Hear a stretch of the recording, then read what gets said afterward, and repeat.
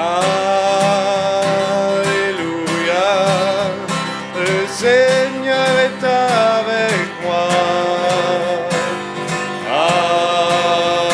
Alléluia, je suis fidèle dans ses voies.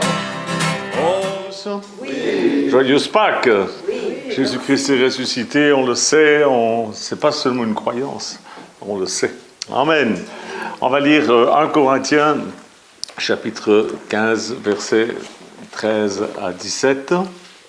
1 Corinthiens 15, 13 à 17, je vous lis dans la parole vivante d'Alfred Kuhn. Si il n'y a pas de résurrection des morts, alors le Christ lui-même n'est pas ressuscité. Mais si le Christ n'est pas ressuscité, toute notre prédication devient sans objet, et l'évangile n'est plus alors que le produit d'une imagination qui tourne à vide et ne rime à rien. Dans ce cas, nous n'avons plus rien à proclamer, et vous, plus rien à croire. Votre foi s'écroule, parce qu'elle n'a plus aucun fondement sur lequel s'appuyer. Si les morts ne ressuscitent pas, nous serions même de faux témoins démentis par Dieu, puisque, en attestant qu'il a ressuscité Christ d'entre les morts, nous nous mettrions en contradiction avec ce qu'il aurait fait en réalité. Car enfin, si les morts ne peuvent pas revivre, Christ n'est pas non plus revenu à la vie. Et si Christ n'est pas ressuscité, votre foi est une illusion creuse et vaine, et vous êtes encore enfoncés dans vos péchés. Amen. Amen. Voilà, il prêche par l'absurde l'apôtre Paul pour dire, voilà, si Christ n'est pas ressuscité, vous avez compris. Tous les chrétiens fêtent aujourd'hui la résurrection de Jésus-Christ, et c'est bien. Bon, il y a des traditions qui sont venues se mettre dedans, ils vont aller cacher des œufs. Moi, à mon âge, je ne suis plus obligé de cacher les œufs, ou alors je vais les cacher, puis une demi-heure après, je ne me rappelle plus où je les ai mis, donc je vais les chercher. Il y a toutes sortes de blagues, voilà. Mais on oublie l'importance de la résurrection de Jésus-Christ. Si Christ n'est pas ressuscité, on est les plus misérables des hommes et des femmes. Mais nous ne faisons pas que de croire que Jésus-Christ est ressuscité, nous le savons. Amen. Nous le savons parce qu'il agit encore aujourd'hui, il fait encore des miracles aujourd'hui quand on invoque son nom. Toute cette semaine, il y a eu encore une grande série de réunions au Burkina dirigées par notre frère Nicolas Savadogo, et il y a eu des dizaines de miracles, de guérisons, de miracles et de délivrances, de conversions. Jésus-Christ agit dans les cœurs et dans les corps, il est vivant. Amen.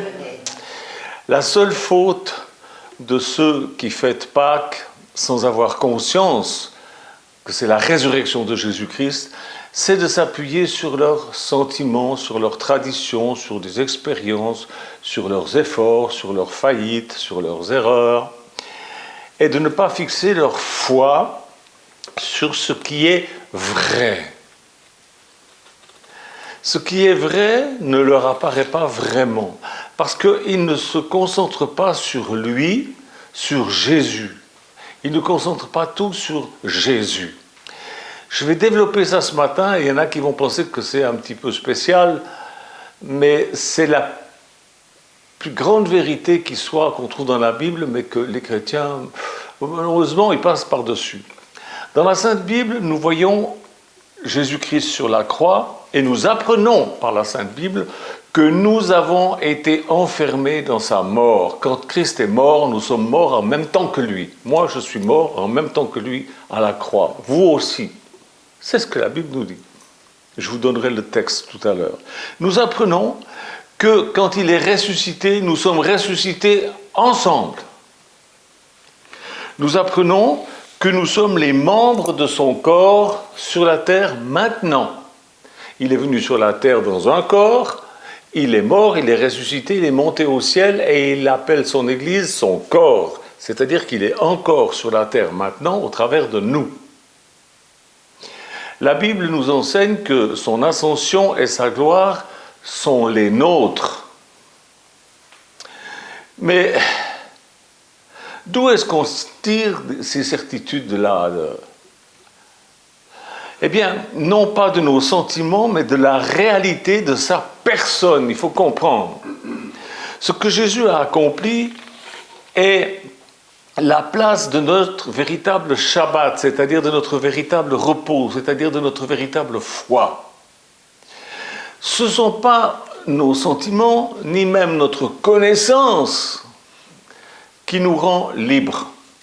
C'est la vérité. Jean 8, 32 nous affirme cela. Vous comprendrez la vérité et la vérité fera de vous des gens libres. Et la vérité, ce n'est pas une doctrine. Ce n'est pas une somme de connaissances acquises. La vérité. Ou ce n'est pas une somme de connaissances qui augmente à mesure que nous lisons la Bible ou que nous faisons des expériences. Ce n'est pas ça la vérité. La vérité, c'est une personne, c'est Jésus. Voilà pourquoi je dis que tout doit être concentré sur Jésus, pas sur une doctrine. Bien sûr qu'on a besoin de doctrine, mais ce n'est pas ça le principal. Jésus dit « Je suis la vérité ». Pas « j'ai des vérités à énoncer ». Et mes frères et sœurs, parce que l'œuvre de Jésus en croix et sa résurrection sont réelles, ce que nous sommes devenus dans sa mort et dans sa résurrection est réel. Sinon, nous sommes les plus misérables, comme dit l'apôtre Paul, les plus minables, des menteurs même. Quand Jean était prisonnier à Patmos, imaginez, ce n'était pas les prisons d'aujourd'hui, c'était l'horreur. Eh bien, il parlait de Jésus comme étant sa victoire. Mais quelle victoire? Il était là en train de croupir dans une prison. Et vous, si vous regardez votre vie, les gouvernements, les horreurs qui se produisent sur la terre, la société, le christianisme traditionnel, vous voyez quoi? Une victoire? Nous voyons l'esclavage, nous voyons l'oppression, nous voyons l'échec, tout le contraire de la liberté, tout le contraire de la victoire. Et c'est ainsi que beaucoup de chrétiens prient en demandant la victoire. Eh bien, en vérité, je vous le dis, en priant pour demander la victoire, ils renient la victoire du calvaire. La victoire de Pâques, de la résurrection. Ils renient tout ça. Souvent par manque de connaissances. Mais c'est grave. La vérité, la glorieuse réalité, c'est que Jésus a déjà remporté la victoire. Il n'a pas à le faire, il n'a plus à le faire. Ce que Dieu fait aujourd'hui, c'est quelque chose qui a déjà été fait. Les gens ont besoin d'avoir la lumière divine répandue sur eux. Malheureusement, ils n'ont que des vérités prêchées sans lumière, sans vie, et ces vérités sont devenues des doctrines. Mais lorsque la vérité est vécue, elle devient une révélation, quelque chose qui se révèle. La vie. Laissez-moi vous dire une chose. La réalité spirituelle a une caractéristique suprême. Elle ne porte aucune marque du temps. Le facteur temps s'évanouit à l'instant où nous touchons cette réalité-là. Regardez par exemple les prophéties. Les prophéties, au point de vue humain, on appelle une prophétie quelque chose qui est annoncé à l'avance. Mais du point de vue de Dieu, c'est pas comme ça. Par exemple, quand on lit le psaume 2, 7, où Dieu dit « Tu es mon fils, aujourd'hui je t'ai engendré ». C'était des centaines et des centaines et des centaines d'années avant que Jésus naisse. Pour Dieu, aujourd'hui, c'est toujours. Il dit « Tu es mon fils, aujourd'hui je t'ai engendré ». Pour Dieu, aujourd'hui, c'est toujours, c'est tout le temps. Tout le temps, en même temps. Jésus a dit qu'il est le premier et le dernier, l'alpha et l'oméga. Tout le monde connaît ça. Mais souvenons-nous qu'il est les deux à la fois. Alpha, c'est la première lettre de l'alphabet grec, oméga, c'est la dernière. Ça veut dire je suis le premier et le dernier. mais il est tout ça en même temps, les deux à la fois. C'est pas que Jésus soit à un moment donné le premier et à un autre moment le dernier. Ce n'est pas non plus qu'après avoir été l'alpha pendant un certain temps, il devienne plus tard l'oméga. Il est éternellement l'alpha et l'oméga. Il est toujours le premier et le dernier, sans arrêt, éternellement. C'est sa nature. Alors, aux yeux des gens, il n'est pas l'oméga, la fin, avant d'avoir été manifesté comme l'oméga, la fin, aux yeux des gens. Mais aux yeux de Dieu, il est l'oméga maintenant.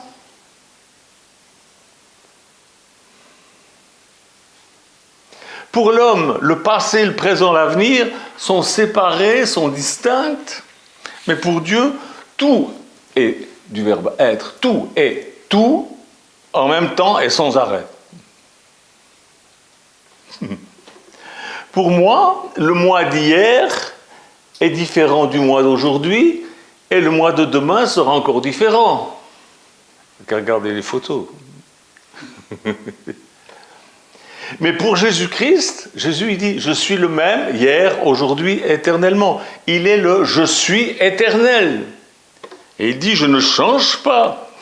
C'est ici que la connaissance de Dieu devient précieuse. Il n'y a pas de changement de temps ni de lieu pour Jésus. Il est en même temps ici et là. Il remplit tout en tout. C'est ce que Jésus dit au travers de Jacques 1, 17. Il reste toujours égal à lui-même, il n'y a en lui ni ombre, ni variation. Il est cela en lui-même, c'est sa nature, et il est cela dans son Église, c'est-à-dire dans son corps actuel aujourd'hui, là, coincé dans le temps. Il est comme ça, dans son Église, en nous. Son Église a été lavée, sanctifiée, justifiée au nom de Jésus-Christ et par l'Esprit de notre Dieu. 1 Corinthiens 6, 11. Ça a été fait. Il y a longtemps, c'est fait. Quand vous regardez l'Église, vous dites, ben mon Dieu, croyez ce qui est dit là. Ça a été fait. Ça a déjà été fait. Et c'est la réalité. Elle est lavée, propre, sanctifiée, mise à part, justifiée au nom de Jésus-Christ et par l'Esprit de notre Dieu. C'est déjà fait, c'est ça la réalité. C'est pas ce que vous voyez aujourd'hui, ce que vous allez voir demain, et ce que vous avez entendu dire au sujet du passé. Mes frères et sœurs, Dieu a atteint son but en Christ dès avant la fondation du monde. C'est ce qui est écrit. Et dans cette création, où il existe l'espace et le temps, eh bien nous marchons de l'avant avec lui sur la base de ce qui existe déjà. Nous sommes simplement en train de le manifester dans cet espace-temps. Et à mesure que nous avançons dans cette création qu'est le temps, à la lumière de ce fait réel éternel qui ne change pas, où tout est déjà fait, nous assistons à la manifestation dans l'espace-temps de ce qui est déjà de toute éternité. C'est pourquoi Jésus dit, mais arrêtez de vous plaindre, arrêtez de craindre, arrêtez d'avoir peur, arrêtez de... Alors, la marche chrétienne, ce n'est pas un idéal abstrait à atteindre. Nous n'avons pas à tendre vers un but lointain. Nous avançons spirituellement en découvrant ce que nous sommes réellement et non en essayant de devenir ce que nous espérons être. Nous le sommes. Et nous sommes en train de le manifester dans l'espace-temps, c'est tout. Mais c'est une création, et comme tout ce qui est créé, ça prendra fin un jour. Il n'y aura plus de temps, plus d'espace, ça sera autre chose. Essayer de devenir ce que nous aimerions être est un but que nous ne pouvons pas atteindre malgré tout le sérieux de nos efforts. On ne peut pas. C'est lorsque nous voyons que nous sommes morts en même temps que Jésus à la croix que nous sommes morts. Et c'est en voyant que nous sommes ressuscités avec lui que nous sommes ressuscités. Et c'est lorsque nous nous voyons saints, sanctifiés, purifiés, lavés, que nous le sommes réellement par lui. Mais ça a déjà été fait. Vous voyez, le fait de voir ce qui a été accompli nous ouvre la porte vers le réel. Le but est atteint par la vision de la foi et non pas par nos désirs ou par nos efforts.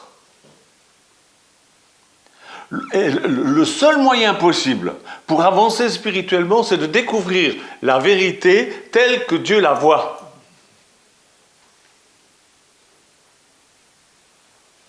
La vérité concernant Jésus, la vérité concernant ce que nous sommes en Christ, la vérité en ce qui concerne l'Église, c'est-à-dire son corps. Une fois que nous avons la foi que ce qu'il dit est vrai, alors cela, c'est vrai. Je vais lire dans Romains 8, 30. Romains 8, 30. Déjà 29. En effet, ceux que Dieu a enveloppés d'avance dans son plan d'amour, il les a aussi destinés depuis le commencement à porter son image. Il a décidé de faire d'eux ses enfants au même titre que son propre fils et de les façonner pour qu'ils lui ressemblent afin qu'il soit l'aîné d'une nombreuse famille de frères. Ceux à qui Dieu a réservé à l'avance une telle destinée, il les a aussi appelés à venir avec lui. Ceux auxquels il a adressé son appel ont aussi été acquittés, et ceux qu'il a fait accéder à cette justice et à cette vie nouvelle ont été revêtus de la beauté, de la sainteté. Dieu leur a accordé leur part de gloire céleste. C'est fait.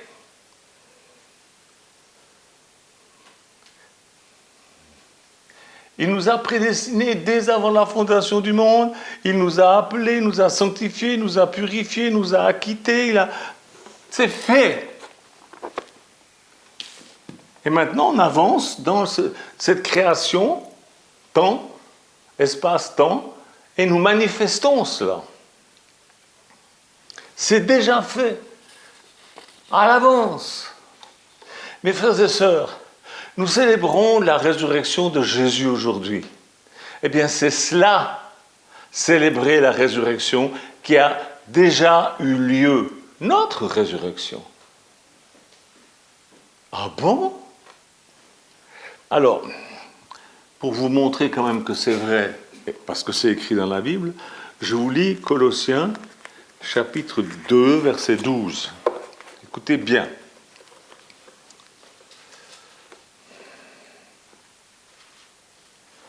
Ça ne doit pas être ça. Oui. Dans votre baptême, vous avez été ensevelis avec Christ, c'est-à-dire on a disparu du monde des vivants. On était mis dans un monde où normalement on ne peut pas vivre, dans la mort, dans le tombeau. Dans votre baptême, nous avons été ensevelis dans l'eau, nous avons été plongés dans l'eau, vous avez été ensevelis avec Christ, et par la foi dans la puissance de Dieu qui l'a ressuscité des morts, vous êtes vous-même aussi ressuscités avec lui. C'est la Bible, c'est pas Michel Janton qui dit ça. On va lire Éphésiens 2, versets 4-6.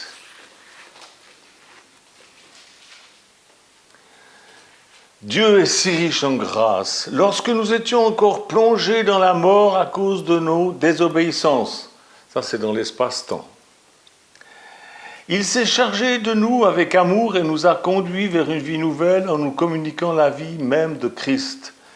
N'est-ce pas pure grâce que vous ayez pu être sauvés? Oui. Il nous a ressuscités avec Christ et nous a transplantés dans les mondes célestes, nous donnant notre place sur le trône avec Christ dans le royaume qui n'est pas d'ici-bas. C'est fait. C'est fait. C'est pourquoi dans Éphésiens, il est aussi dit que nous sommes assis en Jésus-Christ dans les lieux célestes. Et vous voyez ici, avec vos problèmes, avec les élections la semaine prochaine, avec le pare-choc de la voiture qu'il faut changer, avec des tas de trucs, des tas de détails, des tas de machins. Croyez les choses que je vous dis, parce que je ne vous les dis pas de moi-même, mais je vous les dis de la part de ce que Dieu, notre Père, a voulu que nous sachions au travers des Saintes Écritures de la Bible. Amen. Merci Jésus de bénir ces paroles et de permettre que mes frères et sœurs prennent conscience de l'importance des faits qui ont déjà eu lieu alors qu'ils n'étaient même pas encore nés et que maintenant est donc à manifester simplement dans la paix, dans le repos de la foi, dans le Shabbat qui vient de toi, cette assurance tranquille. Au nom de Jésus, je te demande. Amen. Amen. Au revoir.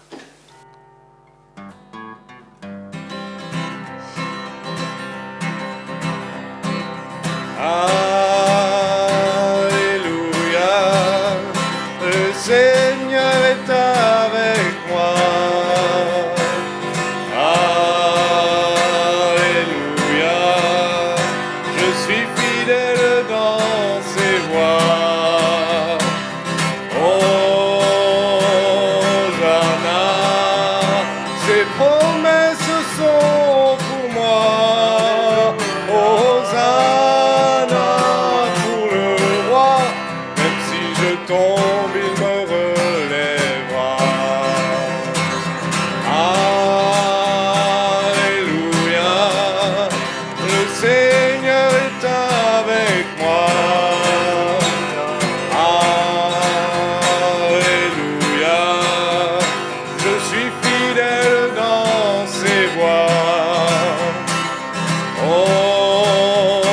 Hosanna, ses promesses sont pour moi. Hosanna pour le roi, même si je tombe, il me relèvera. Alléluia, le Seigneur est avec moi. Alléluia, je suis fidèle dans ses voies.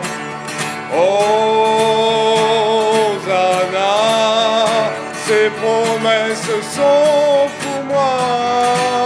Hosanna pour le roi, même si je tombe, il me relèvera. Alléluia, le Seigneur est avec moi. Alléluia, je suis fidèle dans ses voies.